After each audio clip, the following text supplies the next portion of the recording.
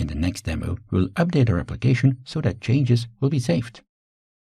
Now I want to be able to submit the form so that the user can save a new employee or update an existing one. In the definition of the edit form, I'm going to bring in two event handlers, onValidSubmit and onInValidSubmit. The onValidSubmit, I'm going to handle that in a method I need to create myself. I'm going to call that handleValidSubmit. We don't have that yet, so we get a red squiggly. We'll add it in just a minute. And in a very similar way, I'm going to handle the invalid submission via handleInValidSubmit. So what using the onValidSubmit and onInValidSubmit means is that the correct method will be called based on validation done by the edit form, and for that it will look to the employee. If the employee doesn't give me any validation errors, ValidSubmit will be called. If there are validation errors, well, then the inValidSubmit can be called. To make Visual Studio happy, let us add both methods already. So the two event handlers are now in. In the handleValidSubmit, I again need to know what we're actually trying to do in the screen. Based on the employee ID value, I'm going to either create a new employee or update an existing one. Now, in order to be able to submit, I also need to go back to my form, scroll all the way down, and over here, I'm going to also add a button type submit. There's nothing Blazor about all this. This is just going to trigger the submission of the form in HTML. Now, I do think that I don't have an implementation for the add employee just yet.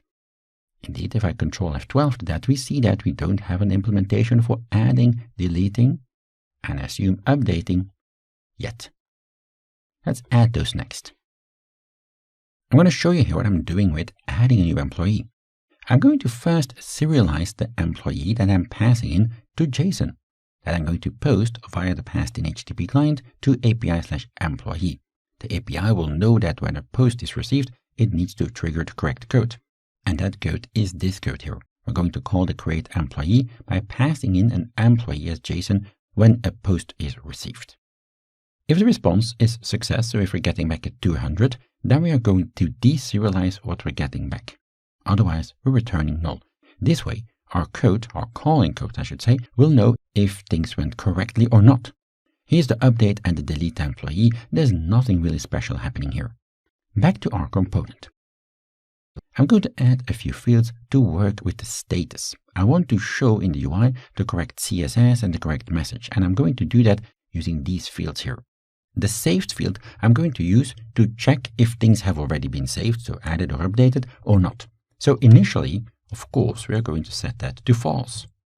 I'm going to extend the code in the handleValidSubmit a little bit so that I can actually work with these fields. So when submission is being done and the form says, well, things are okay, there's no validation errors, then I'm going to trigger now this code. It's an extended version of what we already had, to be honest. Again, we're checking if employee ID is 0, then I'm going to add a new employee, calling our employee data service that will go out to the API. If added employee isn't null, which means we got something back from add employee, then we are going to set the status clause, which is just a string, to alert success. We're going to set the message and we're going to set save to true. If added employee was null, well, then I'm going to set status clause to alert danger. Those are Bootstrap clauses. I'm also going to set a different message and I'm going to set save to false. And here we see the updated code for updating an employee. We're going to run this in just a minute, but first I need to, of course, also implement the handleInValidSubmit. I am responsible to do that because I've defined that now in my code. In here, I'm going to just also set the status clause and the message. Now let's go back to the UI of our component, and we're going to use these fields. I'm going to use the saved field first to check whether or not the form should be shown. So what I'm going to do is I'm going to wrap the entire section that contained my form as well inside of an if block. I'm going to say add if. I'm going to show that when saved is false. So whenever saved is false, I want to show my original section that contained the form. Otherwise, well, then if saved is true, I don't need to show that anymore. I'm going to hide it. And then I'm going to show a message. I'm going to use a div class alert status clause. That got this value alert danger or alert success. And I'm also going to show the value of message. So this block will only be shown when saved is true. And before we run this, let me also add support for deleting. Here's our save button again. I also want to show a delete button, but I only want to show that if the employee ID is greater than 0. We can't delete an employee that we haven't added yet. When that button is clicked, I'm not going to trigger form submission. I'm going to handle that with another event handler, delete employee. Delete employee is going to use the employee data service again and call the delete employee on that. So I'm going to set the status, class, and the message. And also saved is set to true, which will hide the entire form again. We're almost there. There's one more thing I want to add here. If things are now saved correctly, I'm actually going to be stuck with this part here on the screen. I also want to be able to navigate back to the overview, let's say. I've added here a button with an on-click, navigate to overview.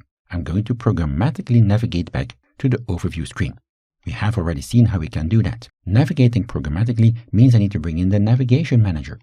So I'm going to use dependency injection once again to bring in a navigation manager instance. Now I can write the implementation for the navigate to overview. We have in fact already seen this. I can now call navigation manager.navigate to, passing in the URL I want to navigate to. And to be really complete, I can in fact also, from the create screen, add a cancel button that in fact also navigates back to the overview. There we go. Let's try this out. I hope I've done everything correctly and that we can now successfully add and edit employees. Let us start by adding a new employee. I'm going to fill in some details. I've now entered some details. We see that the delete button isn't showing because the employee ID is not greater than 0. And now click on Save Employee. Now the form is hidden, and we see the status message showing at the top. I can now click on Back to Overview, and I've successfully added an employee. Let's try editing him. Just going to add here test. I can now delete him, and also can now save him again. And there we go, we see the updated value. One thing to note here, if your cache hasn't cleared yet, you may still see the old value. Maybe it's a good exercise to try clearing the cache when you add or update an employee.